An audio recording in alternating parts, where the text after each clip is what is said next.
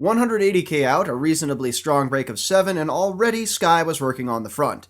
This would be a theme, 15k later, and Christian Knies just wants to make sure they should still be up there. Katusha helped a little, top sports Previn van Hecke took a flyer, but between working and road blocking for various Wiggins mechanicals, Sky had 8 starters and 7 of them are on the front of the field right here. In their defense, they didn't chase so much as keep the escape on a leash. IAM Cycling took over at 126k and clawed about a minute and a half out of it until Sky, of course, returned to the front leading into the Molenberg. Lotto Soudal's Andre Greipel makes 2 surges on the climb, but no one went with him, though the start and stop did seem to ease the rate at which the pack was reeling in teammate Lars Bach up the road, and gave many an opportunity to demonstrate their Chris Horner's cyclocross essentials skills. Things would get tougher for the break when a Shimano neutral service car crashed out Trek Factory Racing's Jesse Sargent at 107k to go. The field didn't push until the lead up to the Baron Dreis at 91k though, when you-know-who came forward again, just minus Knies, who was understandably really tired.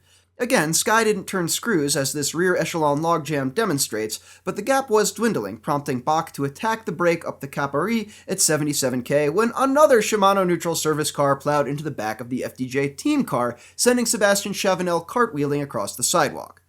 By the time the dust cleared, AG Desert's Damien Gaudin was clear with Bach, 12 riders had broken free ahead of the bunch, including Greipel, and Sky was once again doing everyone else the favor of chasing them down. Even a collapsing inflatable archway couldn't derail the SkyTrain, and by 57k everything was back together with the lead duo a minute up the road.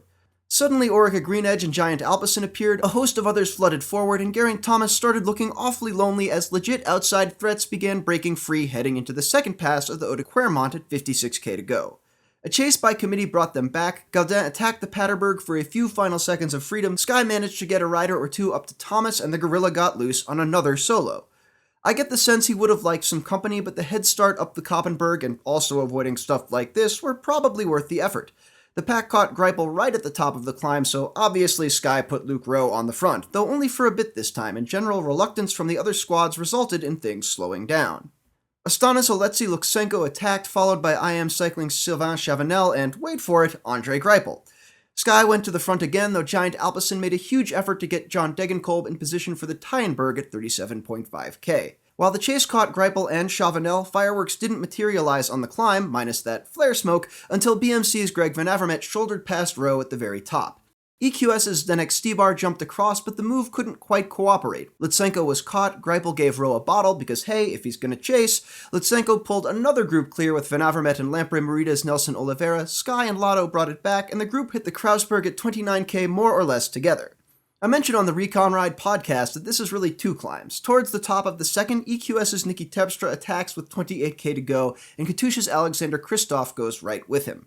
It's great timing. Thomas is again isolated and marked mercilessly by Terpstra's teammate Stibar, while none of the other favorites are in a position to respond. Terpstra seems to go easy on a gasping Kristoff over the top, but moments later their commitment is total. Sky got plenty of help chasing, but the gap only got bigger into the Kwaremont at 17k.